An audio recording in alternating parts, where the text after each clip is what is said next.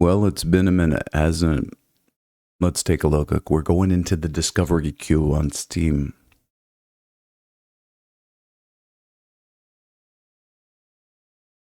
All right, first up, Odd Sparks and Automation and Adventure. I wonder why there's a delay in my audio to my head. I probably don't need to monitor, actually.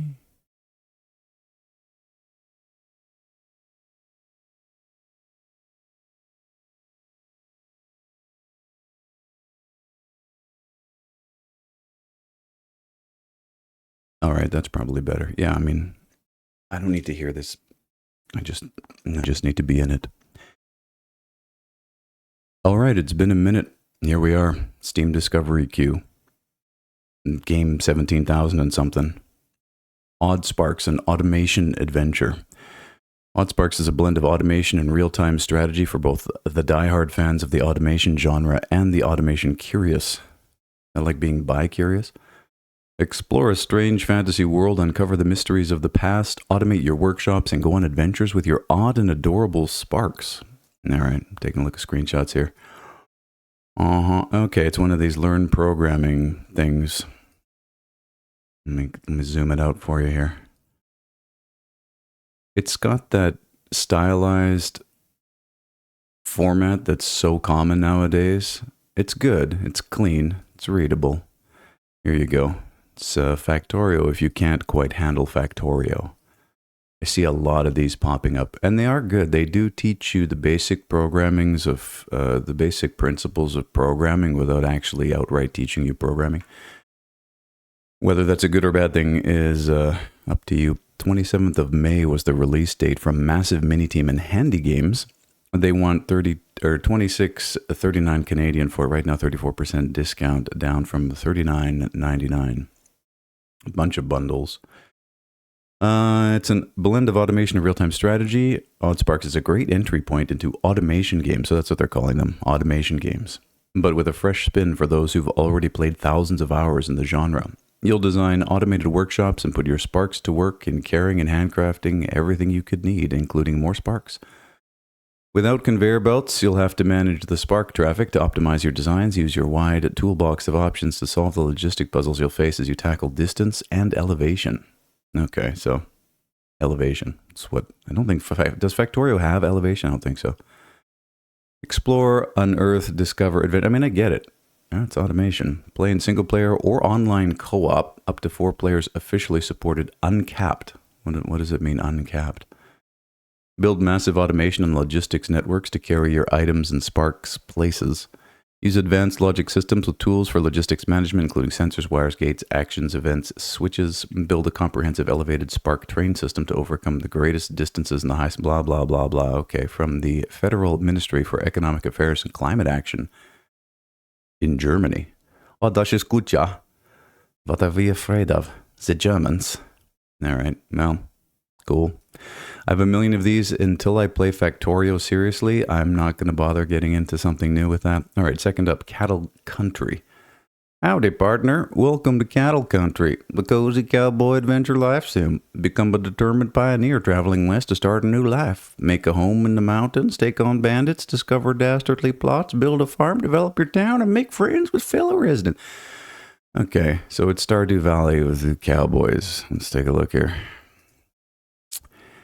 Looks pretty much like it. I think it's quite interesting. The bar is so low to make video games now that pretty much anybody can make whatever they want. And I thought that when this time came, we would see a dearth, an explosion of creativity, just all this unique stuff that nobody's ever seen before. And instead, what we see is AI slop and derivative clones, which is exactly what happened when previous levels of game development got democratized. Like even back in the day when it went down to the third-party developers, that's what you had. If something works, go ahead and make something else that works, and that's great. But I have to think at the end of the day that games like this are just made to make money, and that's why I find them disingenuous. Not to shit on somebody's creative efforts, which is what they all are. Really, it's great that you produced your artwork and got it out there and you're selling it for money, but that's just how I feel. All right, this came out on the 27th of May from Cattle Pixel and Platonic Friends. And also they've got their LLC in there, so you know they're serious about business. This is a game for business. This is not Stardew Valley. They want 21.24. They want 21.24 for it, $15, 15% off. My God, I am tired. This is gonna be a few practices of this, and then. All right, I think we get it. It's Stardew Valley with slightly different graphics and a cowboy theme.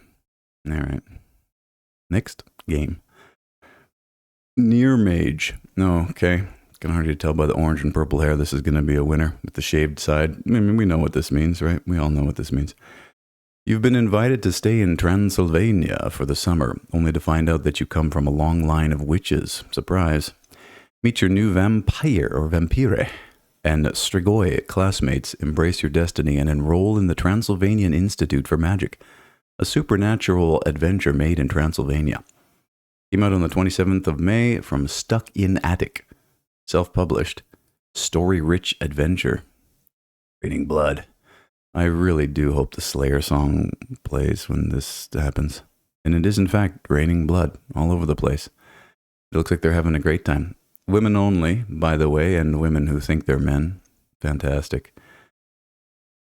Yeah, I mean, it's just not for me. I know that there's a market out there. There is a certain demographic of gamers that seems to rise every year, which makes me wonder whether or not video games are responsible for certain mental illnesses, but that's a story for another video essay. They want $23.39 for it with 10% off right now, and there's a whole Kiteverse universe. Well, I mean, you know, they worked hard to do the animations and stuff, and clearly an artist was involved in this. I'm not detecting any AI slop.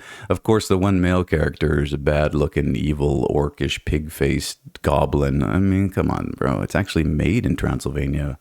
Romanians. The disease is spreading. Wait, did I? Anyways, on we go. Paper clay. Now, I'm just going to start looking at the screenshots first, because that's what I used to do. Oh, it's, the heck was that Tearaway? A game for the PS Vita that I never played that was specifically designed for the PS Vita, the little touch screen or touchpad they had on the back that you could manipulate the world with. But there you go, Paper Mario, paper mache, whatever style. I wonder if these assets were actually photo captured physical assets or the 3D models with just good textures on them. I don't know which route I'd go. I'd probably, I mean, if I was a handsy, craftsy kind of dude, I think I would go with the handcrafted and capture them into the game. A classic 3D platformer with a tactile twist. Open, unfold, and rotate your way through a stunning world built with familiar crafting materials, featuring the talents of composer Kirkhope and Millen, Banjo-Kazooie and ukulele, and voice actor Kevin Miller from Sly Cooper. Wow, these guys really needed the work, didn't they? From YKev, came out on the 27th of May. There is a free demo if you want to play it. They want $17.54 Canadian for it right now. It'll be interesting to go back to these videos years from now and see how inflation has affected the games. It will only ever affect launch prices, because the smart ones among us will forever wait for the proper discount. I still hold that under $20 US is the correct price for any video game.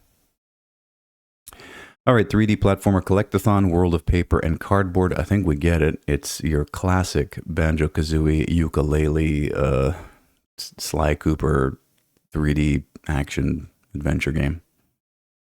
All right. The next game. So I used to ignore games that I didn't want and hope that the algorithm would modify itself so that I would only see games that I was ever interested in, but that never really worked out. So I don't ignore games anymore. I just go on with my life. If any game does look particularly interesting, I'll wishlist it. And if there is an early access game that looks like it has a lot of potential, I'll follow it, but it's super rare nowadays. All right, Twilight Tales. What is this, a furry game? An actual furry game where you play as a raccoon. Okay, I mean, that's cute, but it's super minimal. Looks like it was made for mobile. Twilight Tales is a captivating game. I've also started to really despise this type of marketing where they try to tell you what kind of game it is. It's a fascinating game. It's an interesting game. It's an addicting game. Listen, just tell me what it is, and then I'll decide whether it's captivating, addicting, or interesting. Where you become a raccoon. See, in Twilight Tales, you become a raccoon navigating a challenging forest, fight for territory, survive changing seasons, and evolve in multiplayer adventures. See how less pretentious that all is? Conquer the jungle, he says, while uploading his fucking opinions to YouTube. But came out on the 27th of May from Prokopchuk Pavlov, self-published. It's $20. Sure it is. Realistic wild environments. Immerse yourself in a picturesque world of forests, mountains, and waterscapes, competing for survival among other wild animals. Weather and seasonal changes, shelter and trap building, and there's a co-op mode. Survive solo or form alliances, available within a month after release. So doesn't that kind of make this early access? All right. Power Sync. All right. Underwater, is it a puzzler of sorts? 3D puzzler kind of thing? Because I see blocks and I see things that, or it could be a factory sort of thing. Hard to tell. There's the old diving bell. I have a feeling it's a puzzler. I get Elo Milo vibes, and I still need to finish that. And apparently Billie Eilish's favorite video game, Elo Milo. Power Sync. Descend into the ruins of a submerged power plant where flickering lights and corroded machinery guard long-buried secrets. Restore power, uncover the past, and navigate the depths. But beware what lurks below. Came out on the 27th of May from Winterwire Games. There is a demo. They want $16.56 for it with a 15% launch discount. Dive deep and power through. Welcome to the world of Power Sync, where life once thrived in a vibrant underwater colony until everything went dark. As the diver, it's up to you to descend into the depths, restore power, and reconnect your community to the long-forgotten station below. Is it a puzzle game? It is a puzzle game. Logic-based circuitry puzzles.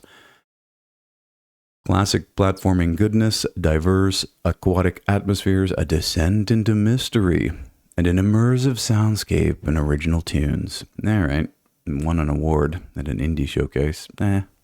Again, if I ever finish Elo Milo, I have this thing in my head now where I have all the certain peaks of the genre that have gone unsung and unplayed in my backlog, which is thousands of games. And if I never got super engaged in a game like this in the past, I'm not going to get super engaged in it today. The past determines the present, determines the future. So that's just where I'm at.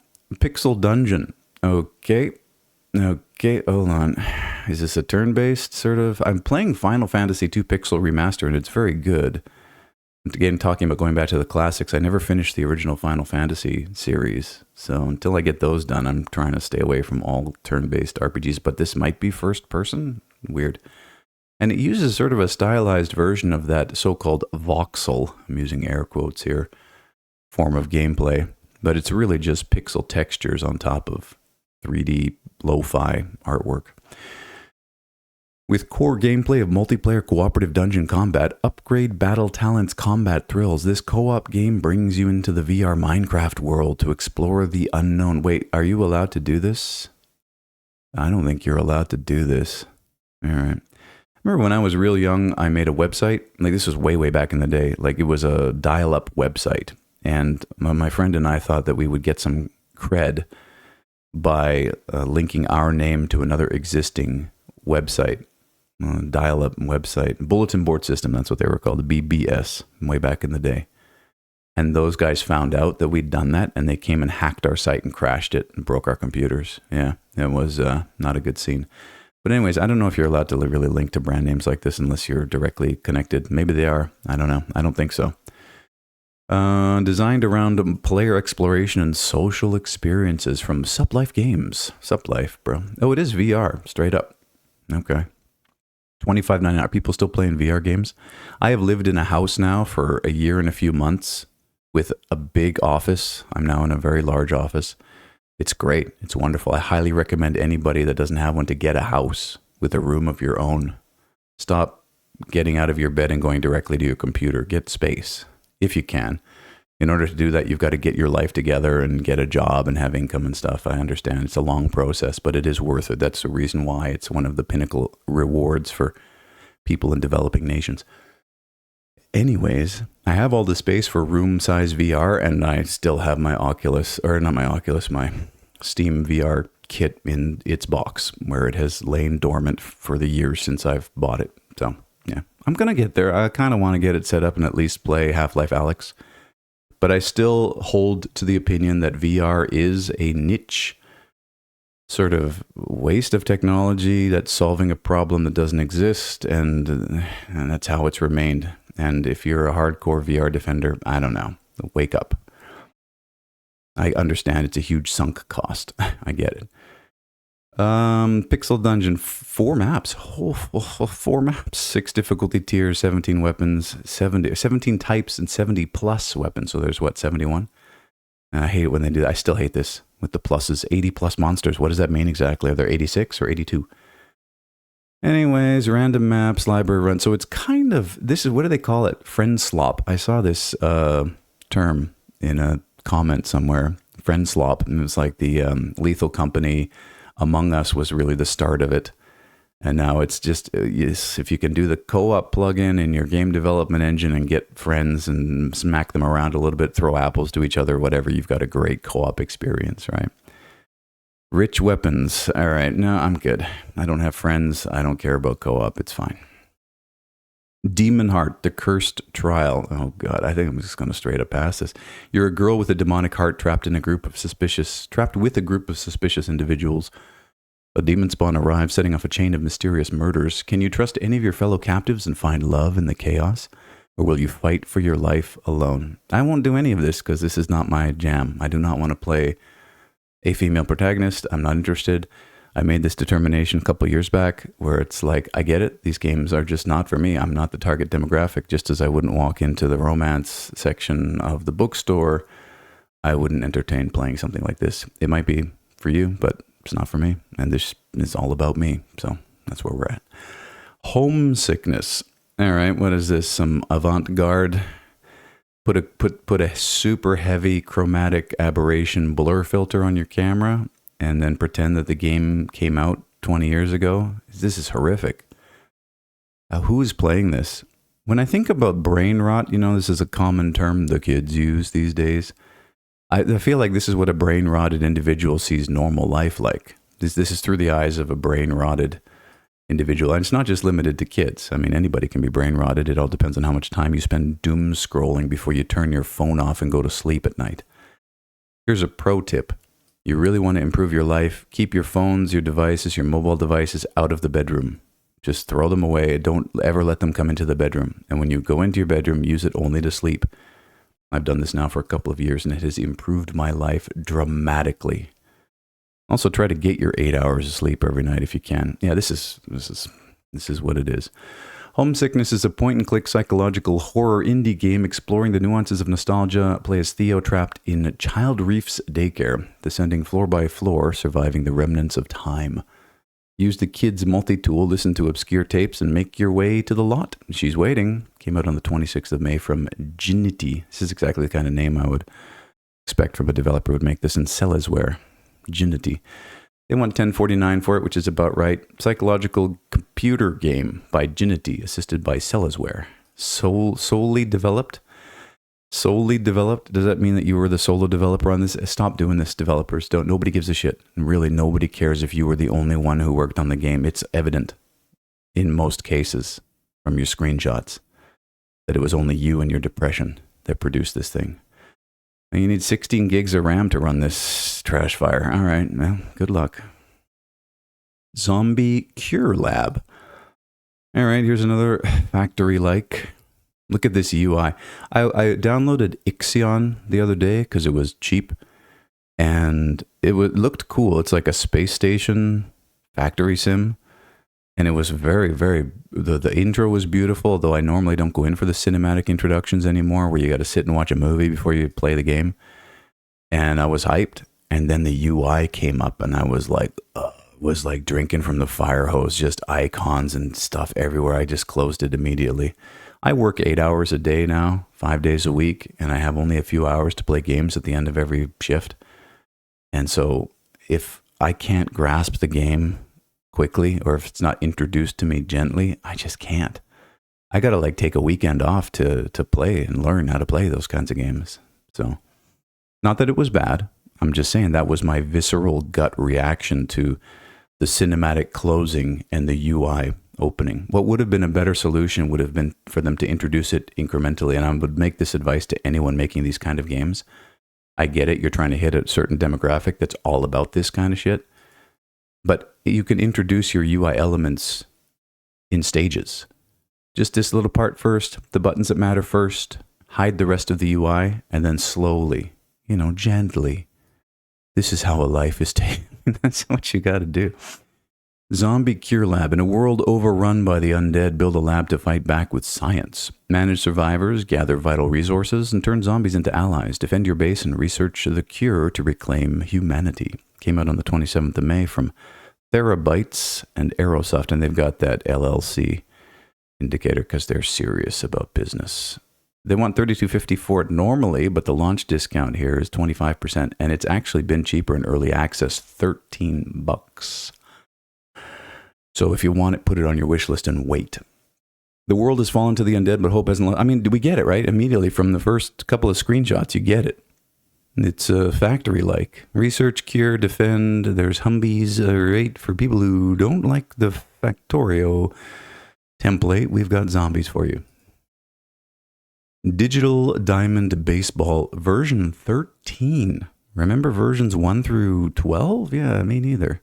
Look at all these old codgers. It's like, all right, I know I'm getting up there. 1960. So these are it's historical baseball players, and you can all put them together into your dream team. Is that how it works? How is the actual play? It's all simulated, right?